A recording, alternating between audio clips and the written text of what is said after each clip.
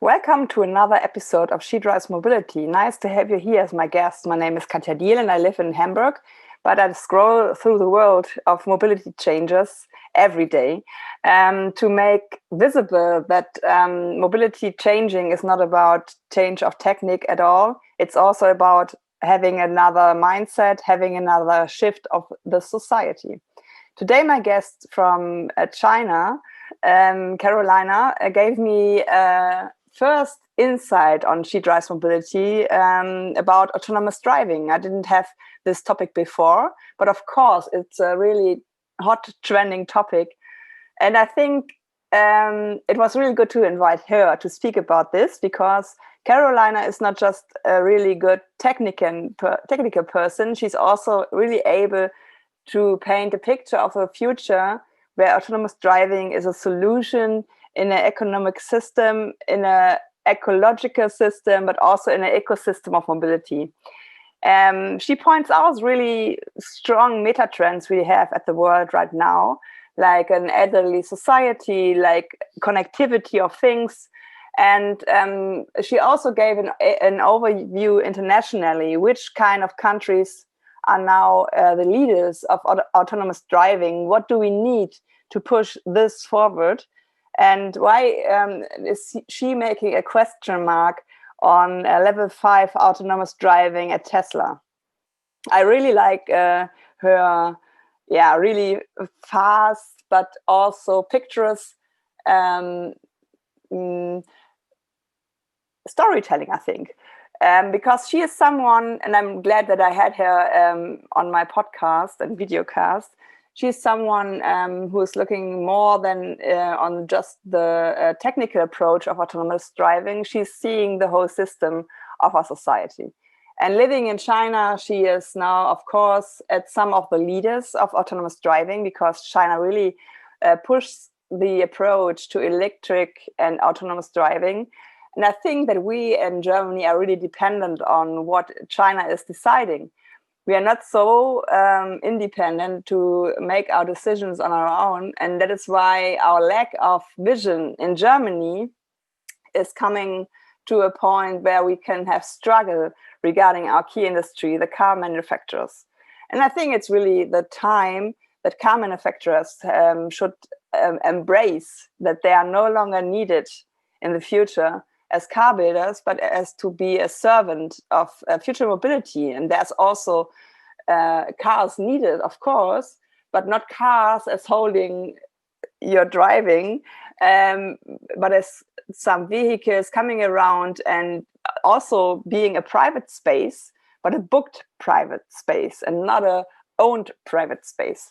So I think if you grab a coffee and listen to us talking about 40 minutes about the different approaches internationally, of the different approaches of different companies from Waymo, Didi, Uber, Waymo, and others, Tesla, of course, you can have a really good overview of this topic. She also gave an introduction, what is level 0 to 5. And I think she found some really good examples how you can recognize it, like brain, eyes, and hands, which I really like, because now I can separate these different levels a lot better. And I also like her telling that she is making a huge question mark about upon the storytelling of Tesla. She's not so convinced that it's really near to level 5, but listen and learn. Have fun.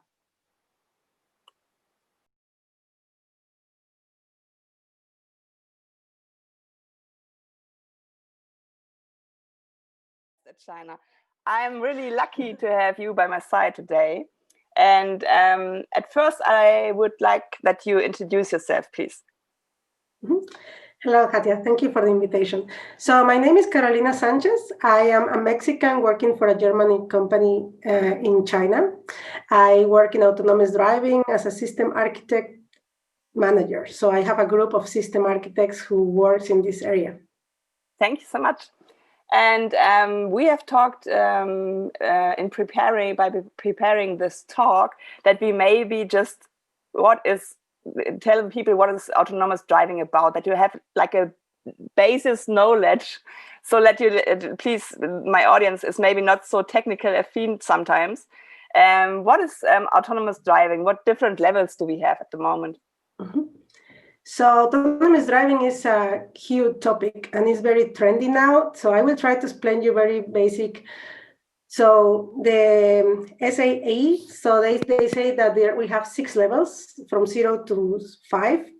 But then don't go technically. So level 0 is practically every car who has no automation, every car that the driver is responsible for taking control of the car. Level 1 is the one that is more and more coming. So these have at least, for example, adaptive cruise control. That is that you have a radar and in front of you is another car. So you follow that car and keep the distance that is specified. So you still have the power to change something, but you can feel more in control. The car is more in control, but you have the power. And, or for example, line keep assistance, the car, the video see where are the lines and then make you alarm if you are leaving the line. So this kind of assistance is what we call level 1. Level 2 is what we are now. So the current cars that are there outside that they are very fancy and then say, oh, autonomous driving, we are now in level 2. So this is the driver always is responsible, but it's a partial automation. That means you have, for example, the ACC in front of you, so you can see where is your car and following, and then they tell you as well, where are the lines, so you can relax. Even there are some cars already on the highway. In the highway, you can take out your hands, but you always need to be alert. So there comes level 3, that is somehow conditional automation. Let's say, we suppose that you will have like 10 seconds to get again the wheel. And this is really somehow in the limbo, because why you should have a car that you can drive autonomously, but you need to be attended. So somehow everybody's trying to go from level 2, where it's comfort and safety, to level 4. Because level 4 is like you don't need to care. So it's more like, in level 3 is no hands, in level 4 is no eyes, in level 5 is no brain. So that's somehow like how you can see it in the future. And level 4 is already there, but only for closed system. Like, for example, parking. So there are already some parking houses when a lot of sensors on the parking house, the car itself has sensors, so you just drop your car, you can leave the car, or you can stay on the car if you want, but the car will park in by itself. So this is level 4. You don't need to care. You just sit there. And level 5 is totally a new revolution. So it's supposed that the car will not have a wheel. You don't need to know how to drive. You don't need a driving license. You just step in the car and go from A to B or to C, or you can share the car. So this is a totally different business case, and as well have different scenarios. We are every time more near to that. So we are now somehow in the cars that are on the market is level 2. Sometimes we call it level 2.5 because you can really let the hands off. But still the safety and everything is not ready for level 3. I like this brain, eyes, hands. I didn't hear it before, but I think that is something that people need sometimes to have like pictures in their mind. It's just not about having these technical speeches. It's sometimes about embracing that the people out there are not like us as nerds of mobility who already know a bit about it. So here in Germany is always a fear of change. I think it's not about Germany, it's maybe everywhere around the world. When you talk about autonomous driving, you're smiling and you're looking forward to manage this. So to start with some maybe like positive examples, what is in your mind? Where can we help with autonomous driving? Yeah, so I think that's an important question. Like, what is a motivation, right? So, what is the motivation to go to build a car that you don't need a driver? If we have drivers, we have taxi drivers. I can drive, but I think not everybody can drive, and we have many kind of business cases that will be covered on that scenario So one, for example, is demographic problems. So we see that some people choose to don't drive. They don't want to drive, but they need, in some cases, to go from A to C, where they are not public transportation or is difficult to arrive. Or as well, they are not able to drive for some, maybe the age, so they are old, or they have some kind of impediment, physical impediment. So that's one of our big motivations. The second one that is very important is urbanization. So I think more and more people is living in cities. We have more and more traffic, more and more pollution. So autonomous driving is trying to attack that problem, in the sense that these cars, if you imagine the level 5 that drive by itself, or level 4 even, you can drive more efficiency. For example, now already the car tells you, like, change the gear or stop, but you don't follow that. You want to be the faster in the red light, or you give gas even if you don't need it. So these kind of cars will drive more intelligent, and they will already be connected or with the infrastructure. So, for example, let's say a truck who is autonomous driving can communicate with the cloud, and then he can say, okay, there is a accident in 2 kilometers, so I don't need to be so fast, because anyway, I will be stuck in I don't know, in 2 kilometers. So in that sense, we'll be more efficient, and as well more environmental friendly. We see that will be less traffic because all the cars will be connected, and then will be more easy for the car to decide which road to take and which velocity. And I think it's also important to point out that there is no private car ownership anymore, because some people in Germany tell the story of autonomous driving as having a private car autonomous driven, which is really not the solution to put 48 billion cars. We have to cut this down. And I think it's something that people are trying not to speak out loud, because it's also making fears, because it's a key industry in Germany, the car builders. Mm-hmm. But you told me before that you have had some research about meta trends, which we can't deny. They are there. Yeah. So which trends do you see that we are really, we need to change in mobility?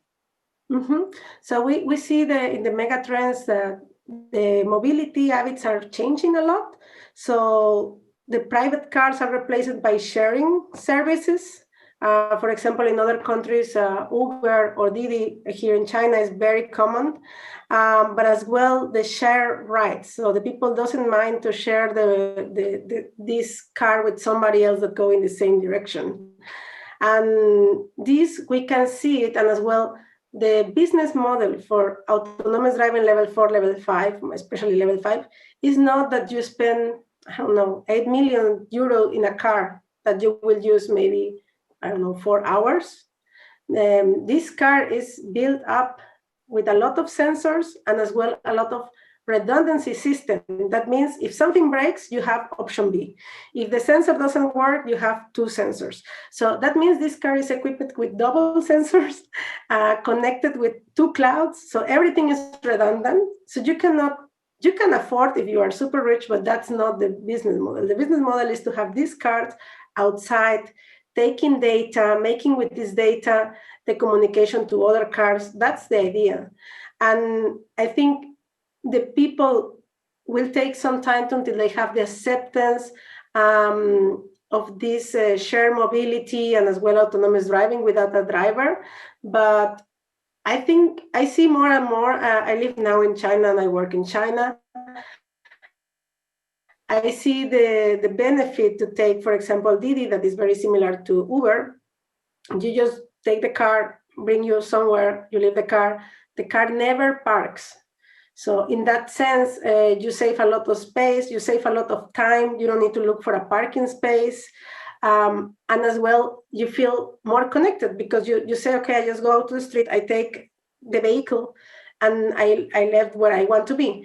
I think the step that is missing is still this the mindfulness on the car. So like if you are in your own car, so not in your own car, but your own space, then you can say, okay, in this time I will book from A to B and I will read my book, or I will talk, I have a coffee with my friend. So you can as well play with these use cases in autonomous driving that you don't have with a driver. But that's somehow like the future that we are embracing. We are learning a lot now with level 2.5, and as well learning a lot about the new technologies, how to make these connections, how to use redundant systems. And this is where we are today. And it's really interesting because you are touching a point of cultural embracing. Because when we as Germans, before Corona, traveled into another country, for us, it's like fun, sharing rides in Turkey or somewhere else. It's like, oh, the chicken bus, so funny. But coming back to Germany, it's like, no way, I won't share my car. I hate sharing. I want my own space. So there is also, I think tackling something like you need to change your behavioral space, because it's really the private space at the moment, which is really like, for some people, I think really on a high level of feeling privacy and having maybe the only time on the day to be with yourself. So for me, it's also like, how can we enable the people to see, okay, this is a privilege, and this is nothing that is normal, and you can buy it, this is right, but we need to change this to change the world for the better. So is there also a mega trend or something you see where we can build this kind of road to change also the behavior of mobility? Mm-hmm. I think that depends a lot of the values of the person. Like if they value this, I don't know, to be in my own car or to be in my own space. Let's call it a space, because this in the future could be your own space. You book the car for your own or for your family. But maybe in the future that could be as well like, okay, today I feel like meeting somebody or to share my car. So I have more time. I have 5 minutes more, so I can just make one stop in my way to work. And then you have this opportunity to say, okay, today I can share my car. For example, me, I take sometimes the Didi, so the Uber, to my work. And sometimes I want to speak Chinese. So I say, okay, I have more time. I want to meet locals. So I share my commute to the work. And then somebody else randomly enter to the car. And then, of course, they see I'm a foreigner and they start to talk with me. So that depends as well how much time I have or how much I feel to talk in Chinese or not. And I think this will come more and more. Like as well in Germany. In Germany, I think this ownership of the car is very important with the status that you have. But I see the new generations, they are not in the same line. So I see many young people, they don't have a driver license, and they don't, it's not like a goal in their life to have a driver license. They really try to use another a bicycle or public transportation. Unfortunately, what I see, or when I was living in Germany, I lived there 10 years, 4 years ago, not everything is connected. And as well, the e-bikes, that is, for example, a very easy way to move. Here we have a lot of electronic e-bikes, and they have a special place for them. So it's very safe, or at least it's safe to drive, or I feel safe. Let's say, I don't know how many accidents we have per year, but I feel safe when I drive my e-bike to work, because I feel like I have my own channel, and not any car will come and crush me, at least when I am in that channel. If I cross the street, I'm very careful, but that kind of infrastructure I think is missing, that the people say, okay, I can switch. I can take a e-bike. Today I can take the bicycle, or I can walk. I think in Germany for walking is very good, but countries like US, it's horrible to walk. You don't have places really to cross the street. Is really hard, and all these kind of things should be constructed or there, that the people use it. Because if not, you just want, in the end, you want to be convenient and comfortable for you and your family.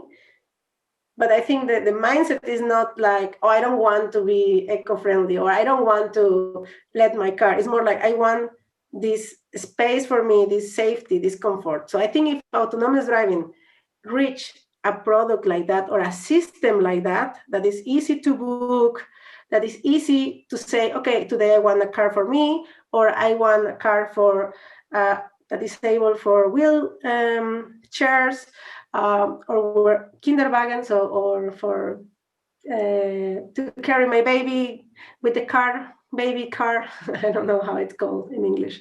I think if we give that kind of use cases for the people who will really use it, then we are in the right track.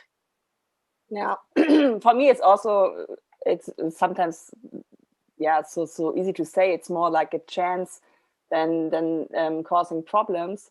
But you tackled the international view, and as having you here as a really good researcher, when you're looking upon the world and upon the different countries, are there special approaches? Will you see and compare the different countries? Are they all on the same way, or is it depending on how you work on? Yeah, no, I think every country have different approaches to autonomous driving. So if you see, let's for example, for the nations, there are 4 points that are very important. So one is the government support and the vision. And there are countries, for example, like the Netherlands or Singapore, who are really ahead on these regulations and the vision of having, for example, Singapore have some bus shuttles that are autonomous drive. But the point is they don't build up these cars, right? So they are not the car makers, but they are already ahead on that support ambition.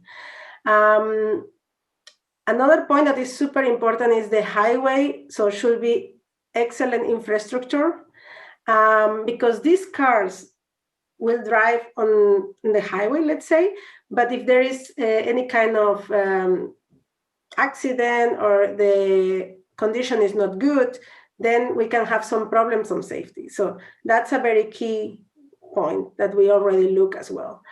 And in that sense, for example, I see China, Japan, US, and Germany ahead. So ahead in the sense that they are the ones who are doing cars, or at least the most of them, South Korea as well, but the larger manufacturing is China, US, Japan, and Germany. But as well, they are investing a lot of money and a lot of resources to bring in autonomous driving to the people. Now I can speak only or a little bit more about China because I live in China, and I think, that gives a little bit of an insider tip. Here, the government is supporting a lot to have many technologies, but two technologies in the field of autonomous driving. So one is the car itself, the sensor, the technology, everything that is around the car. But the other one that is as well very important is the intelligent infrastructure. Intelligent infrastructure means you have a highway, maybe only for autonomous driving car, or as well is a lot of sensors on the highway that connect with your cars. And the advantage, so there are different opinions, but one advantage is that here is only one government.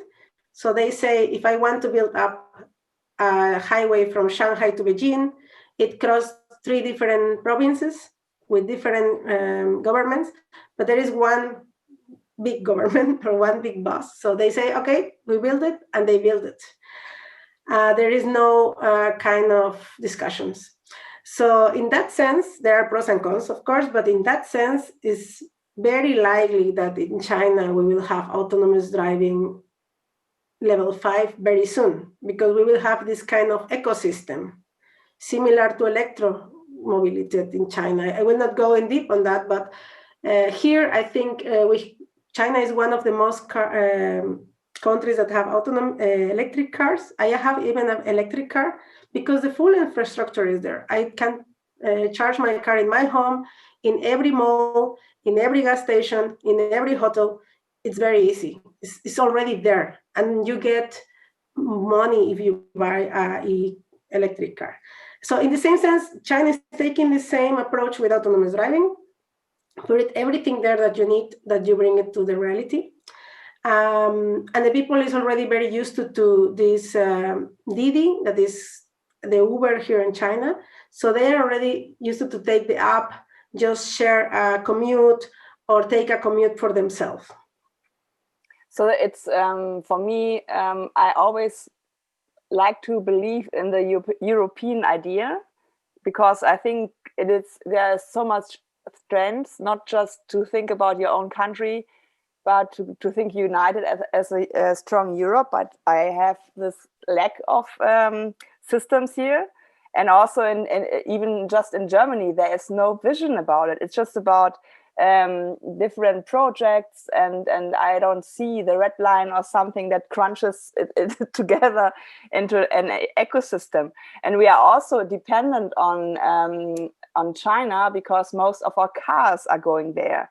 So it's also our market, to be honest. And for me, it's really like, how can we manage, that politicians and deciders of the car industry see that they need to have a vision that is beyond the private owned car. I think it's not easy to compare China with Germany, but I think it's about being open, that there is a change going on, and you have to be player of the game and not someone who tries to seek after, they are changing, now we have to change. So if you're just in your like ecosystem of people you're talking to, do you see that people are coming into this mindset? So I think I agree with you. So I see a lot of benefits in Europe. So we have a lot of technology there. So that's why I'm here. So Germany sent me to China. Nevertheless, I think these are 2 points. So technology and know-how is there. And as well, we have, or at least in Germany, we have years of experience. We know how to make that kind of systems, right? So we did that before for other kind of systems. Personally, what I think is very difficult to put all the nations together. If Europe will say like, okay, here is the regulation for autonomous driving, we could be faster. Or we, doesn't matter who is first, but we could be better in the sense that I think Europe is very, they look that everybody have the same right or a common well-being, but the regulations, from my opinion, are missing. So in China, US, they have already this kind of regulations. They are not perfect, but they are there. So you can start with that. You can start to test the car on the street. You can start to make some use cases with some vehicles. As far as I know, in for example, highway assistance is still not released in Germany. It's a system that is already released in US and in China, and you can buy a car and use it. So it's not the final state that we want, but at least you can experience, and the people who have this car say, okay, it works. I trust the system. I trust the car.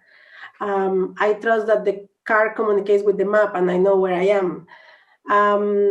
So I really hope that at least for Germany, they find a common system. And system, I mean, we have at least 3 key players. So, so Volkswagen, the ones for Daimler, BMW. Thank you. And everybody's in their own race. Everybody wants to be the first level 5 robot taxi, or for their customer, as a product. This is a great car that drives safely on the street.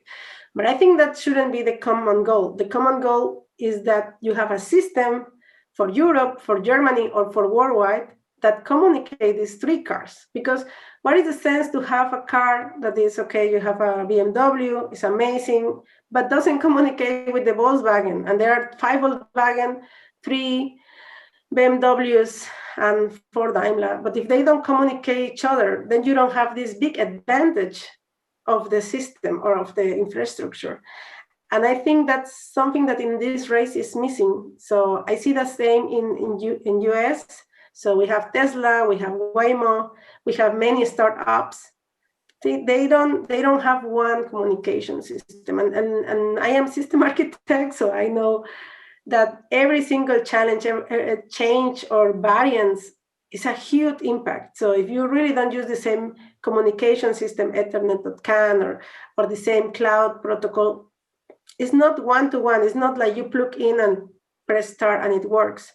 So I see that as a disadvantage now in Germany, that they have some gremiums where they talk each other, but the regulations are not there and the common goal is not there.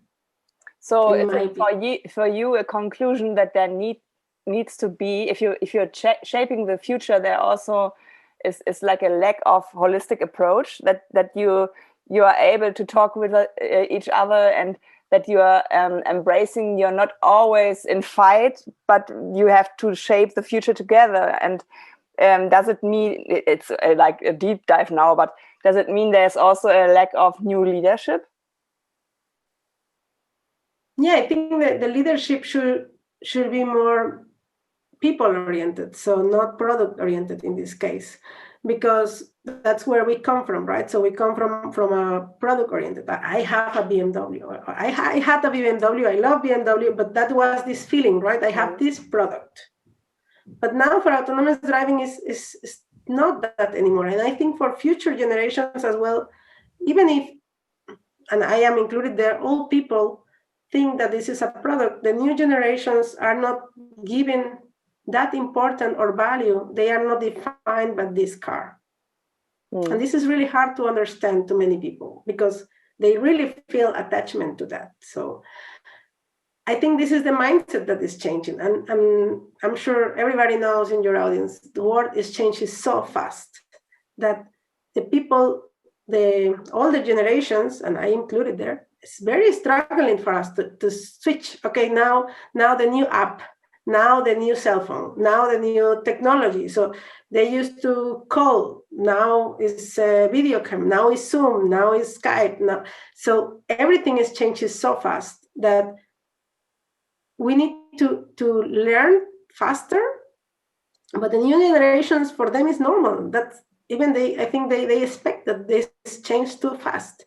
So for them to change from the car is a product that I own and defines me or defines my identity, to a switch to today my e-bike that I'm driving. I choose the color. I think I'm red today and tomorrow pink. It doesn't matter. They are used to this change and to redefine themselves in different stage of life. And I think our generation, or at least my generation, is more like, okay, this is who I am, these are my labels, and you try to stick on that. And the current world is not like that. And these mega trends, and that's why, so in the end, we are a company and we want to sell something, right? So we want to do profit, and the company want to make profit. So if we want to do profit, we need to understand the market, and the market is changing. The market is going to sharing or to own your own space, but not your own car.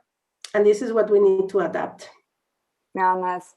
You touched Tesla, Waymo, and others. And that's, of course, something I'm curious about, because here in Germany, sometimes they tell the story they are this nearby level 5 autonomous driving at Tesla, because Tesla, Elon Musk, is really building an ecosystem.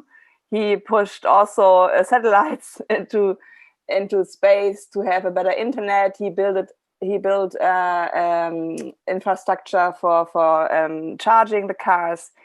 He is someone doing this approach you are painting, but just for himself and his ecosystem. So if you look upon this kind of Silicon Valley mobility guys, how near are they to level 5, and how much is it just about storytelling? So I think in general, as well, my personal opinion, so a Tesla is level 2. So there is no car now in the market that is level 5. So the only level 4 is, so maybe a parking lot. So then you have a closed system where you really can live yourself, but you have a system where everything is controlled.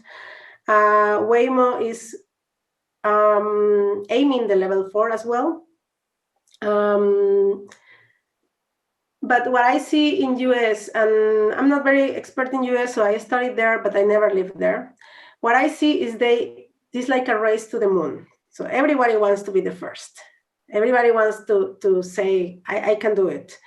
And doesn't matter how much money, and doesn't matter if it makes sense. I will get the most nerd and smartest guys, and I will make it happen. I want to put my name on that. So I think, so without going really in details, the cars that are on the street, they are safe, because if you compare it with the humans failure, yeah, at least they are in the same status. So, but the point is that if you have, for example, 9 of 10 accidents is caused by human. But if you have the same amount of accidents by a car that is autonomous driving, the acceptance is not the same. So that's why the car should be the autonomous driving car should be much better, or much more safer. And that means much more money or redundant system and all this kind of stuff. So in my opinion, the strategy of Elon Musk is more like, let's try. Let's see on the market what happens. So some people will die, but anyway, they will die anyway. So very, very practical. And I think because of his fame, because as you say, everybody says, wow, he's a genius, he's an amazing person. They allowed him that. I think if another car maker say like, yeah, we have these accidents, everybody say like, oh my God, what will happen? But because it's this kind of hero for us, it's like, okay, he's trying, let's give him another chance. So it's fine. Everybody's keep buying Tesla. And we know, everybody knows that we have a lot of accidents with the autopilot from Tesla, and as well many misuses, where the people don't follow the rules. They as well not say, so they don't have this redundant system that if the people is not looking to the street, shut off the system. Because they say, okay, let's try, let's see the data, and then we make it better. It's another approach. It's like, okay, let's get the data, and then we improve our system, and then they reflash the system, and every time will be better. It's a very good approach, but I think only people like Elon Musk can afford that. So I think now OEMs in the traditional way will be able to afford that kind of reputation and trust. So as the last point of our talk, I would like to ask you to paint your vision of a urban city lifestyle when autonomous driving is there, because we tackled the point like gaining time, having quality time, having to the right to choose if you want to travel by your own or with your family. So if you look into the future when autonomous driving level 5 is there, what is your picture? I think, or I wish that in the future with level 5, we get more mindfulness and as well productivity, that we will really use this kind of a space to meditate, to talk with our family, to work in that sense if you want, or to make something creative. I hope we just don't take that time to keep watching our cell phones. I hope we go more in direction learning and this kind of things that make us grow. As well, I hope, or I envision that as a less traffic jam or no traffic jam, better emissions, so no emissions, all this as an ecosystem, so that for everybody is easy to book a car that bring me to a place that I normally cannot reach with public transportation or with my bicycle or with my e-bike or with all these kind of mobility options that we have there. And give you this kind of freedom that we always look now in these cars, that you own your car, you own your freedom. But no, I hope in the future we shift this mindset of freedom to, I cannot reach any place with this share car that is autonomous driving. Even if I don't drive, I can just go and visit my grandchild or my daughter or whatever in the time wherever I want without any problem. That is nice. And also it comes closer to my vision of the child-friendly city, because I think it's so much about regaining space from parked cars, and we can build the city again as a place where people interact, where we can look into each other's eyes and not just always going by and avoiding contact. So for me, my vision is also to live in Hamburg um, and feel more like on vacation, because always we travel to places that are nice, calm, without any traffic, and I like to have this on my daily space also. And I think that is so much about storytelling that people like to shape the future with us, and starting from today on, because I think it's so much about gaining stuff and having more time with your loved ones, I don't know, than being stuck in traffic. And hopefully I think that not the wrong narratives will win, that people are afraid of change, because that is also something where I have a look upon. I thank you so much for your time, and it was so nice meeting you in person. And now we say bye bye to the audience, I guess. Yeah, thank you very much for the invitation. I enjoyed a lot of the talk. Bye. Thank you, everyone, for hearing. Yes.